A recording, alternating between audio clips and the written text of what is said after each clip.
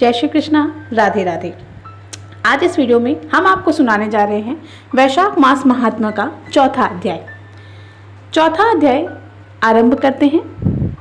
नारद जी बोले, हे राजन, जैसे रसों में दूध, दूध से दही और दही से घृत उत्तम है, ऐसे ही मासों में कार्तिक मास से माघ तथा माघ से वैशाख मास अधिक उत्तम है। इसमें धर्म करना बरगद की बराहे की तरह बढ़ता है। मेघ की संक्रांति में मधुसूदन भगवान का ध्यान तथा प्रातःकाल स्नान करके विष्णु भगवान का पूजन करना और फिर इस मंत्र के द्वारा भगवान की प्रार्थना करना, ये अति उत्तम है। वह मंत्र इस प्रकार है। मधुसूदन देवादिदेव, मैं वैशाख की संक्रांति पर प्रातःकाल स्नान करने की कामना करता हूँ। आप इसे निर्विघ्न पूर्ण कीजिए। फिर अर्घ देते हुए कहें, हे मधुसूदन, आपको मैं अर्घ देता हूँ। कृपा करके इसे भली भांति ग्रहण कीजिए। गंगा आदि नदी, तीर्थ, सभी जलाशय मेरे दिए हुए अर्घ को प्रसन्नता से ग्रहण करो और मुझ पर प्रसन्न होकर यथोचित मुझे फल प्रदान करिए। फिर वस्त्र पहनकर आह्निक कर्मों को करें। फूलों से भगवान का पूजन करें। विष्णु भगवान की वैशाख मास संबंधी कथा सुनने से वह कोटि जन्म के संचित पापों से छूटकर मोक्ष को प्राप्त होता है। पृथ्वी, स्वर्ग और पाताल कहीं भी दुख उसे प्राप्त नहीं होता। कभी गर्भ में वह नहीं आता और ना ही दोबारा कभी माता का दूध पीता है। वैशाख मास में जो तेल मलना, दिन में सोना, कांसे के बर्तन में भोजन करना, खाट पर सोना, घर में स्नान, निषिद्ध भोजन, 2 बार भोजन, रात्रि काल में भोजन करता है और उत्तम कथाओं को नहीं सुनता है, ना ही किसी तीर्थ में जाकर स्नान आदि करता है,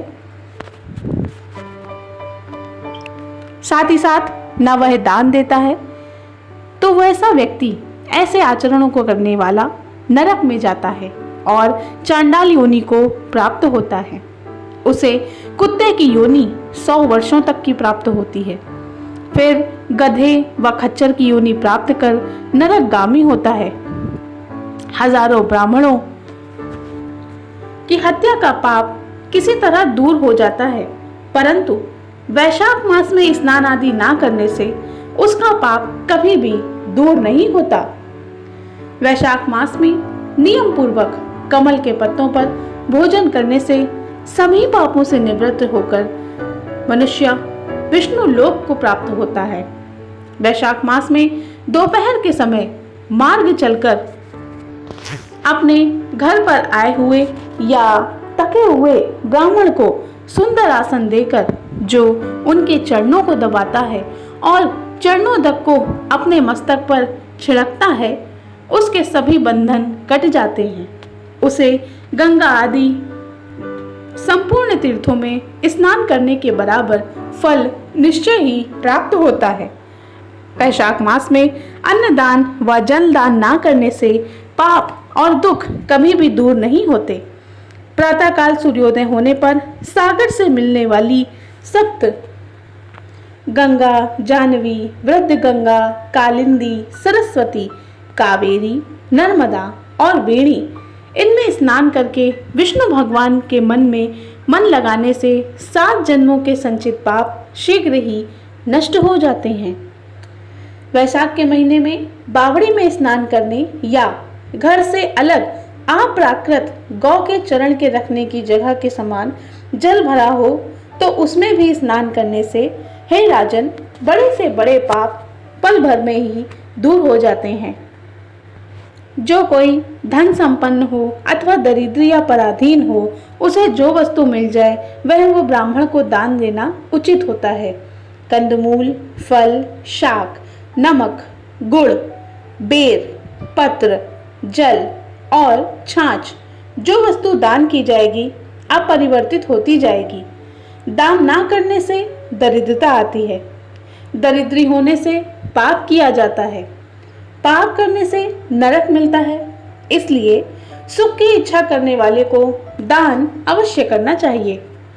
कोई बड़ा मकान अच्छा सुंदर और सब सामग्रियों से शोभायमान हो, मगर उस पर छत न हो तो वह मकान शोभा नहीं पाता।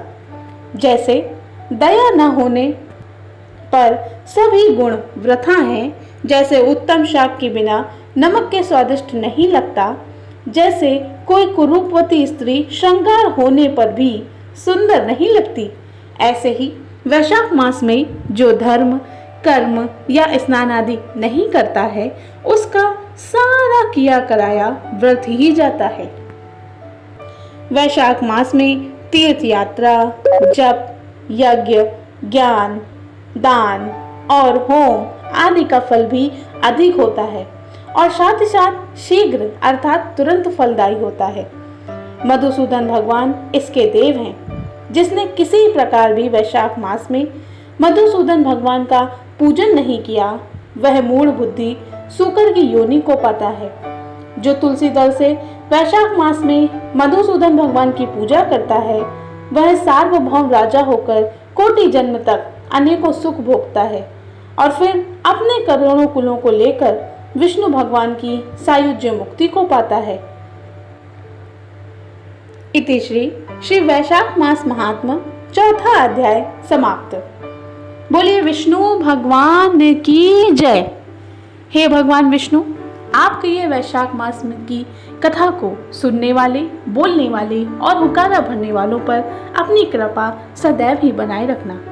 दोस्तों, हमारे चैनल पर आपको वैशाख मास की सभी प्रतिदिन के अध्याय दिन प्रतिदिन मिलते जाएंगे, इसलिए आप चैनल पर ज़रूर बने रहें और हम आशा करते हैं कि आपको वैशाख मास के चौथे दिन का अध्याय अच्छा लगा होगा। जय श्री कृष्ण।